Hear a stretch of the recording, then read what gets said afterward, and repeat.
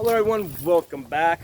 Today I'm going to be giving you guys some details of why, if you're involved in a self-defense case, you keep your mouth shut and you get a lawyer. Okay, so the most important thing for you guys to know is that it is legal, 100% legal, for the police to lie to you. Okay, now not only can they lie to you, but they can also present you with false evidence. Okay, and this came straight from the Supreme Court. Okay, there was a case back in 1969 called Frazier v. Coop. Okay, and in that case, they had arrested somebody that they suspected was involved in the murder.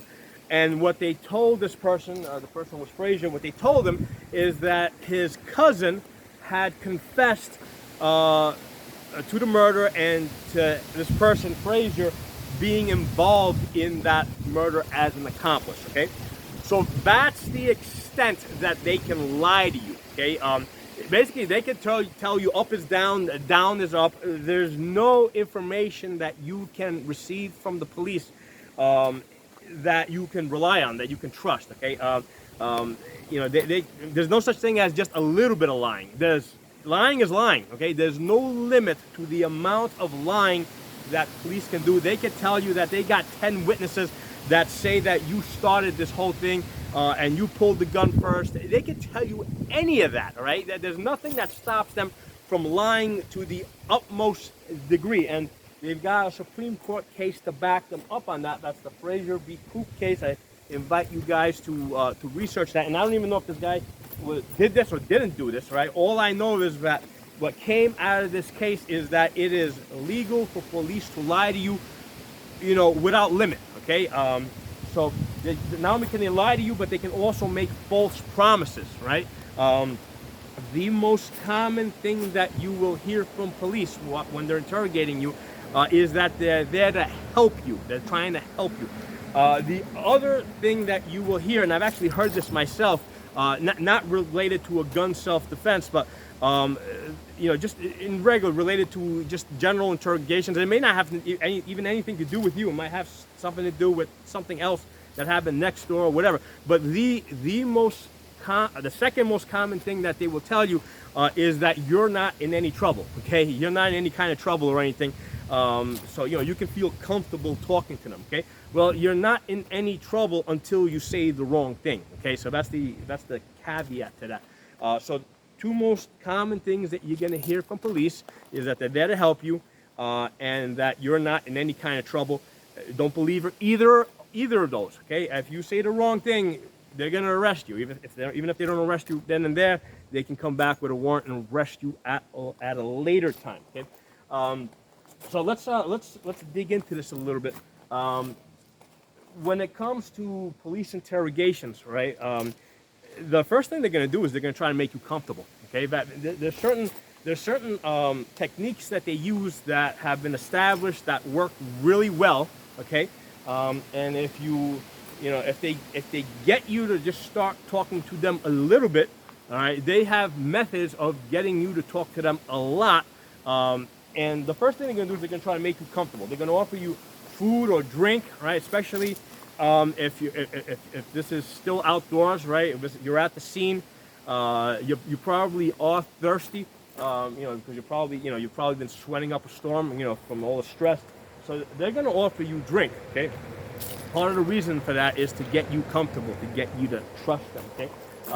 They're going to start with small talk, okay? Now this might be at the scene, or if you agree to go with them, okay?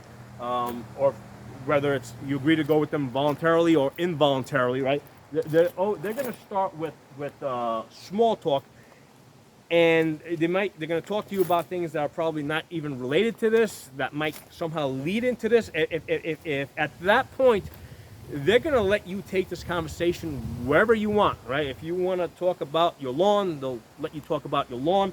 If you want to talk about what happened, they're going to let you talk, and they're going to just agree with you. Regardless of what you say, even if it's makes no sense, they're going to agree with you, because at this point, in this step one phase, they're just trying to get you comfortable, okay? So What they're gonna tell you is that they're here to help you, right? They're not gonna push it any further. They're like, we're here to help you. That's the most common thing that they're gonna tell you. They'll probably tell you that, yeah, it looks like, it's not your fault. I don't think you're in any trouble, right? That's all in this step one process of making you comfortable, okay? And the other thing what they're doing is they're listening to you talking, okay? Because what they're doing is they're establishing a baseline for your speech patterns, okay? How do you talk when you're comfortable? How do you talk if, maybe you start to get upset or something? How do you talk? They might put some questions out there that have nothing to do with this, but they just want to see how you answer when you're obviously not lying, so that later on they can compare it to how you might answer differently, which might be an indication. Later on they might ask you other questions, and if you answer in a different tone or a different pattern, or use different words, that could be an indication that you're lying. Okay, so they're listening to you talk during this first phase to establish a baseline of your speech patterns. Okay. And then at some point in there, they're gonna get back to, they're here to help you, all right? And all you gotta do is sign this paper over here where you waive your rights to an attorney, okay? They're gonna just slide that in there, okay? And then, they're gonna, again, put some more sauce on top of that with, they're there to help you, and, they know that it's not your fault, and, everything you did was right, and, you're not gonna be in any trouble, okay? That's all part of getting you to sign that paper where you waive your rights. Okay? Through all this process, right, the only thing that you should be concerned with is, I need to talk to my lawyer. Okay? That's the only thing that should be going through your head. Okay? You don't let them distract you with anything else. Now, I've talked about if you're at the scene of the crime, right, and something just happened. Okay, I've covered this in other videos. Once you assess that there's no longer a threat, guns gotta go back in the holster. Right, get that gun out of sight, back in the holster. All right. Next thing that you should be concerned with is, the evidence, preserving the evidence. Where's the gun, knife, whatever weapons were being used. Try to keep an eye on those so that they don't move or get moved. Your shell casings, keep an eye on those. If those get moved, be aware of that. That's something that you would point out to the police, right? If it's like windy and your shell cases are being blown all over the place, that's something that you would point out to the police. The other thing that you're paying attention to is the witnesses, so you can point out the witnesses to the police. Okay, those are the only things that should be going through your mind. Okay, basically preserving the evidence. Who are the witnesses, and I need to talk to an attorney as soon as possible. Okay, not talking to these guys. Okay, and again, they know that you, as a gun carrier, you've probably been informed that you should get an attorney, all right? And what they're trying to do is they're trying to break you out of that by making you comfortable enough to want to talk to them. That's the key to interrogation techniques. They need to get you to want to talk to them, okay? So after you sign that paper where you waive your rights, that's when the real interrogation begins, okay? Because now you're going to probably see a change of tone, all right? And as the interrogation moves forward, you're going to see it go back and forth. They may send in different interrogators with different tones, with different attitudes, all right? But now they're going to start turning up the heat a little bit. They're going to start challenging you and pressing you, so that when you say one thing, they'll cut you off and say, no, that's not correct. We've got witnesses that say otherwise. Okay, this is where they're going to start challenging you and coming at you from a lot of different directions at once. And part of that is to just keep you off balance, okay? That's not what they're going to do up here. They're not going to do that in the make you comfortable phase. They're going to do this during the interrogation phase, okay? The real interrogation. After you sign that paper, you're going to see a total attitude change, okay? So at this point, they're going to start pressing you. They're going to start presenting you with the possibility of witnesses and evidence to the contrary of whatever you are saying, okay? They're going to try and first of all, they're gonna tell you that they know the truth. Right? That's another. At this phase, all right. That's the other most common thing that you're gonna get at an interrogation. Because up here, it's we want to help you, you didn't do anything wrong. Okay. Down here, it's we know what really happened. Okay. Just confess. Okay. Because we know what really happened. That's where you are down here in the real interrogation phase, right? That's where they're going to tell you that they have all the evidence, they know what happened, they know what you did, and you better just confess, okay? Okay. Now if you're not giving them the answers that they want to hear, okay, what they're gonna do, time is on their side, okay? There's no time limit to this, all right? They've got you, all right? You've already waived your rights. They've got you. You're in their interrogation cell. They're gonna try and tire you out and drain you out. And the psychology here is that if you get tired enough, drained enough, stressed enough, the psychology is that you're just gonna want to give them whatever they want, so you can be left alone. Okay, that's where your brain is gonna kind of default to, and it happens on a subconscious level because you know that you're in a jail, right? Or you're in a police station.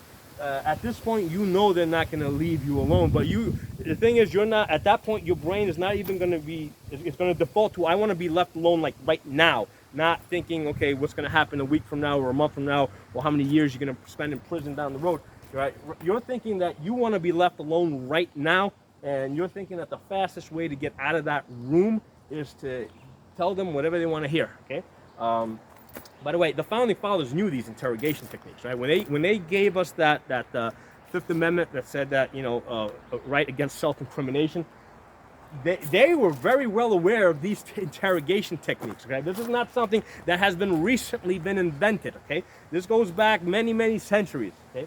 Right, so one of the things they're going to tell you is that this only stops when you confess, and again, because they're going to keep going back and forth on this. They're going to come back to, they know what really happened, all right? But if you confess, you say the truth, this will stop, okay? And again, time is on their side, okay? There's no time limit here, okay? They can just keep working at you. They can come back to you the next day, the day after that. All right, they want to, the only thing that's going to stop this is when your attorney finally shows up, right? Now, if you do make the mistake of waiving your rights, well, you can take that back at any point. Okay, so if you do make that mistake, you can say, hey, I no longer want to talk to you, Fifth Amendment, get me a lawyer. Okay, so if you do make that mistake of waiving your rights, pull that right back. Okay, you're not stuck with that. Okay. So that's another important thing to be aware of. So we're going to go back to the important thing here, right? What I opened up with. In 1969, the Supreme Court said that it is legal for police to lie to you, and there is no limit on the amount of lying that they can do, okay? They can give you false promises. They can tell you, hey, tell us, confess and you're going to walk right out of here, or they're going to promise you leniency, or you're just going to get probation, no jail time. They can promise you the moon, man. There's no limit on that, okay? False evidence. They can tell you anything. They can say they got you on video cameras. They could say they got 20 witnesses. They could say they got your mother that saw you do it, and they got her, they got her confession on this. Whatever. There's no limit to the amount of lying that they can do. Now, this isn't just limited to a self-defense case. This is anything and everything, right? Even if a recent thing I just saw, I believe it was like the ATF and some state troopers showed up to a guy's house. I saw a video of this where they were telling the guy that, hey, they just want, they had a list that he had just bought a bunch of guns, and they just wanted to verify if he still had the guns or if they had been subsequently sold. Basically, they're just investigating to see if this was a straw purchase or not. Okay, and again, the word that they threw out there was, and I heard this on the video, was, you're not in any kind of trouble. Just show us the guns, and we're out of here. If you cooperate with us, we won't have to come back. Get your lawyer on the phone to talk to them, right? You let them wait outside your door all day, right? Because they're gonna say, hey, we want to hold you up. No, you stay right there outside the house. I'll get, I'll go call my lawyer. The prepaid legal service that I use, and there's others out there, so it's not like I'm a salesman for these guys or anything. It's just the one that I happen to use, and I have a good experience with these guys. It's US Law Shield. And the reason why I keep bringing these guys up is because I got a promo code for you guys. Okay, so this promo code here, the promo code is Pocono Shooting. You go to their website, The website is uslawshield.com. Promo code is Pocono Shooting. When you put that in there, you get some discount, and I don't know what it is offhand. This is pretty cheap. I think it's something like $30 or $40 up front, and then you pay. It says here you pay something like $11 per month. If you add your wife or something, it might go up to $15. I don't know, but basically it's gonna end up costing you somewhere between. I think on the low end it'll come out to $150. On the high end, it comes out to maybe $200, and you got yourself a prepaid lawyer.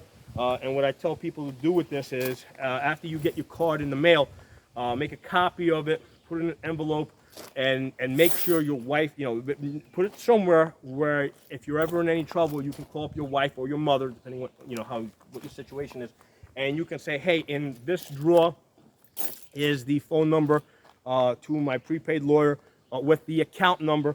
Please call them up, tell them I'm at this police station, or this is my situation, and that they need to start moving and defending you. Okay, that's one of the things that you want to have, because if you do end up getting arrested, they're gonna take away your cell phone, they're gonna take away your wallet, so you're not gonna have their number. The only number that you're most likely going to remember is the one to your wife or to your mother. So you got to be able to call her and tell her where to go look to get the account number, along with the phone number to these guys, and call them up and make them aware that you're in trouble and where you're at. Okay, so that's an important part of this. You got to have that plan in place. Okay. So again, if this video is primarily intended for those anti-gun states that the Supreme Court just forced from may issue to shall issue, right? So if you're in New York, New Jersey, Maryland, California, Illinois, Hawaii, okay? At this point, once you put in your application, they have to give it to you. They might try to roadblock it, but eventually they're gonna have to give it to you, right? And here's the thing, if you do, whether it's just a traffic stop or something, or whether you actually use the gun in a self-defense type of situation, these states, and not just those states, but even my own state, even here in Pennsylvania, the governor's a Democrat. At the moment, the attorney general is a Democrat. So same thing here. If I ever get into into a self-defense type of situation, the state which is run by Democrats sees me as an enemy. Okay, so you gotta have that prepaid lawyer ready. This has to be part of your plan. And whether it's a traffic stop. Now remember, during a traffic stop, at least in my state, you don't have a duty to inform. Do you have a duty to inform in your state? I don't know. You got to call these guys up. Okay, I don't know. You got to call up US Law Shield.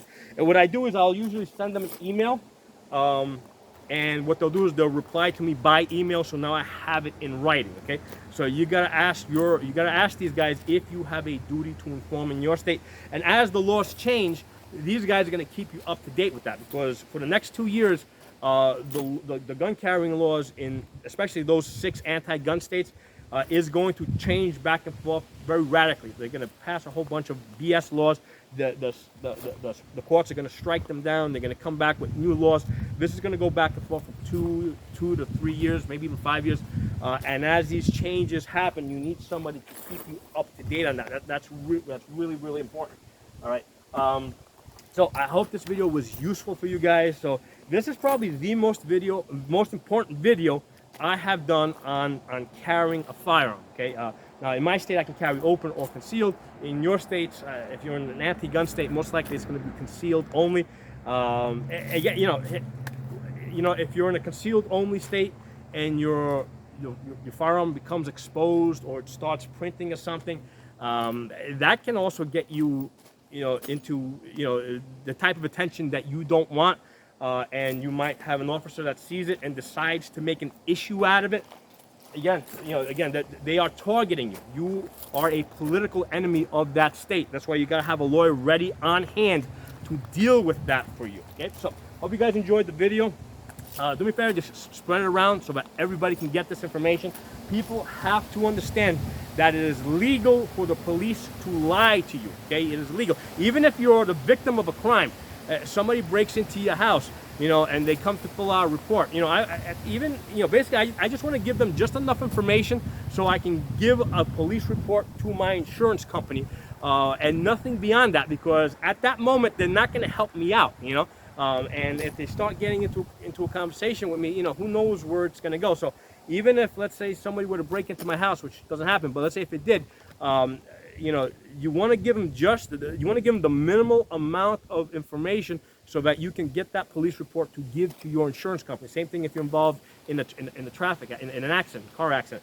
You know, don't sit there yapping to the police. Don't argue with the guy that you got into the accident with. Don't argue with the police that show up. You know, just get the report. Your job at that point is just to get the police report, period. That's all you need from them. That's all they can ever really do for you, right? That's all they're ever going to do for you. It's up to you and only you to be able to defend yourself and protect your family.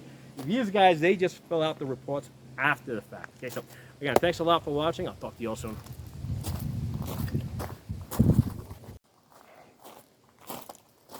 Hello everyone, one other really important point I forgot to make with regards to lies, okay? If this goes to court, only your lies will be presented in court. All the lies that the police told you, all the false information that they presented to you, none of that's going to be admissible in court, okay? So the only set of lies that are going to be used in court are the ones that you said, okay?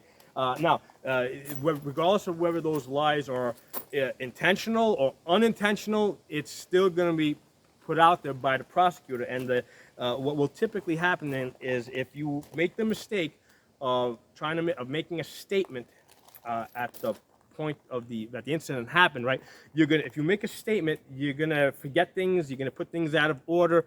So you're gonna make one statement at that time, and a couple of days later, they're gonna ask to meet with you again, and you're gonna make another statement, and then a couple of days later you're either gonna start remembering things, or you might forget some things, or you might put things in a different order, and now you have two statements. All right, you have the statement that you made at the scene, you got a statement that you made a couple of days later, and the question that's going to be brought up is that these two statements don't match. Were you lying the first time, or are you lying the second time? Okay. So that's really important. Any lies you say, whether they're intentional, unintentional, they're going to be used against you, right? All the lies that the police make, all the false evidence that they present, that cannot be used to defend you, and you can't sue them or anything like that, because the Supreme Court already said that it's legal for them to do that. So be very well aware of that, right? That's why you don't make statements, because, you know, you make a simple mistake, it's a lie, man. Talk to you all soon.